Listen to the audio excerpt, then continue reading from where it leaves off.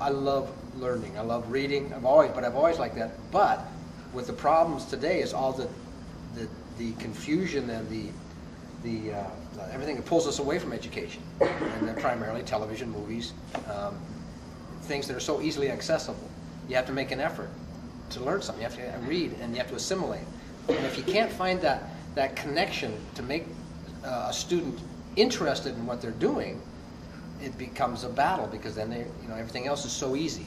And the arts, okay, the arts in general is so important to a culture and a society, because I think, and this is something I think artists haven't done well enough, is define function. Our society does not define function of the arts at all. I went to a showcase in Canada. We do showcases. We do 10 minutes of our show, and people in the United States, for education market, it's usually volunteers, mothers, mostly mothers, a few fathers that have kids in the school, and thank goodness they're there, otherwise we wouldn't get hardly any work at all, but they're just told to fit into the curriculum. Oh, that term drives me crazy. Make it fit the curriculum.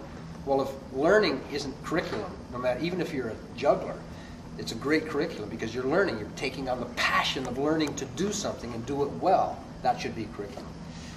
But Canada, it's professionals out in the islands. It's educators, it's art teachers, it's superintendents, it's principals. They're out there, but they're looking because they know that the arts have a very important role in their society. So I think in schools, if we realized that any of the arts, whether it's poetry, singing, dancing, theater, music, it allows us to discover aspects of ourselves, and we can fail on our own terms. I like to put it that, because there's no failure really in any of the art forms. It's a discovery of something new or different. Oh, if I put yellow and green together, it really is ugly. I like that ugly. All of a sudden you didn't know, but oh, I would use that color. Or if I use this brush, oh, oops, oh, ooh, erase, oh, I'll use it. Break off the tip of the nose. You just accept it. I'll give you an example of the wonders that we don't understand yet. And with the puppetry, my wife was teaching and she was a music specialist going around anyway, she used puppets a lot in doing music. I made a little puppet I called C#. It was a little this was my first puppet I ever made. I was working with a puppet company, just getting ready to start working with a puppet company in Vancouver, Washington. I made C#. And it was kind of a spaceman with little horns. And it only made sounds, and I called it C#. She took this into a situation where the student was extremely handicapped. They didn't even know if he could see. In a wheelchair, an adult, and mentally retarded, physically disability, couldn't do anything at all for himself. She did this puppet. She went, and he sat up and he looked at the puppet and he reached for it and he made sounds, and the teachers went, oh my God. He had never responded to anything the humans had ever done. Ever. They didn't even know if he could really track. And the puppet allowed him to do this. Why? I don't know, but it's amazing. And if you take that onto just regular kids relate to puppets so well. It's an extension of their imagination. They can use a puppet, and they'll do something. And then they need guidance. They need the guidance to carry it to the next step. What if? What if? The magic what if? And as far as history or social studies, you create this imagery through the arts, and imagery. Gee, I wonder what Paris looked like in World War I before everything got really screwed up. And then you're just finding the imagery. Go to the artists. Go to the painters. Why was Monet painting these beautiful gardens? Was it really gardens? What's the emotional? I mean, you can tap into, here, look at this painting. Well, what about the painting? You have to give them a little bit of guidance. And what was the artist? And then you get personal. So I love history, but when I was studying history, when I was being taught history in the 8th grade, for example, I'll give you an example of how not to teach. My teacher, old school, this, of course, I'm just a few years older, but this guy would every Monday would have 3 blackboards Do you know what blackboards are? 3 blackboards on the front and 1 on the side, totally filled with a lecture. By Friday, we had to have that memorized, and every comma and every quotation mark had to be correct. And this was a history of the Civil War, the Battle of da-da-da-da, and da-da-da. And so, who is that good for? It's good for people that can memorize. Not everybody can memorize.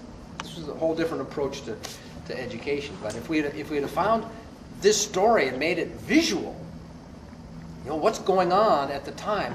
Who was Andrew Jackson? What was his background? How did he grow up? Who was his mom and dad? You got to get into the realities. We teach history. I did a show on the Constitution. How many people here have read the Constitution? 2, 3. How many people have studied the Constitution? It's history. How could you have studied the Constitution and not read it? Huh? There's a little paradox. We live in a country that's based on a law concept that was never, ever conceived of up until 1789. It wasn't even thought of. Sovereign rights for the individual. Never thought of before. What does that mean? And if you look at how our government suppresses, I mean, this is we don't teach. We don't teach our country, and so what do we end up with? Lyndon Johnson, Vietnam, George Bush, Iraq, they totally did, and Andrew Jackson, because we didn't embrace the Constitution for exactly what it said. You know what Andrew Jackson did? He was a mass murderer. He was a racist and a genocide, involved in genocide, and he's on our $20 bill. What does that tell you about America? It means we don't know what's going on. He took the Trail of Tears, the Cherokees from Florida, took them up to Oklahoma. You know, the Trail of Tears, horrific moment in American history. But you know what? Our government, our Congress said, no, you can't do that. It's against the whole basis of the Constitution. They took it to the Supreme Court. The Supreme Court said, Jackson, you can't do that. It's against the Constitution. You know what Jackson said? Try and stop me. He did it. Because nobody stopped him. Whoa, that's democracy? It's amazing. And because he got away with it, Johnson got away with, and he should have been impeached. Johnson should have been impeached for Vietnam because he lied to the American people. This administration should have been impeached because they broke the laws. They blatantly broke laws. They made up their own laws. We had a vice president that said, the vice president is not in the executive branch. What the hell is it in then? And he made up his own party, and nobody did anything about it, including the American people, because we don't know our responsibilities. The Constitution. It is dull and boring if you just give dates. The Constitution was written, you know, anybody know about the Articles of Confederation? We were run in this country. The Articles of Confederation was before the Constitution. And it didn't work. So we were under 8 years, I think, under the Articles of Confederation. And during the Articles of Confederation, we essentially had 13 countries, not 13 states going on. Everybody did their own thing. It was like 13 countries. We don't know anything about it. And this is the problem. We teach to the text and the dates. This is what this guy was doing. He was teaching dates. The battle happened here. This side won. But it deals with people. It always deals with people and emotions and relationships and ideas, and reading history from primary documents. Totally different world than reading it from a blackboard. Tapping into kids' interests, not just giving them facts and figures. You know, why is this? You know, so that puts a huge burden on the teacher, doesn't it? You have to be interested. You really have to care about the student and about your subject material, and finding different ways to get that across to the students.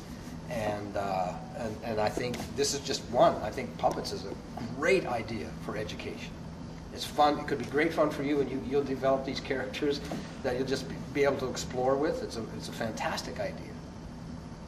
Masks for young kids, like I said, a little more difficult, I think, to get them involved with a mask. But the puppet, great. So, I went off on tangents.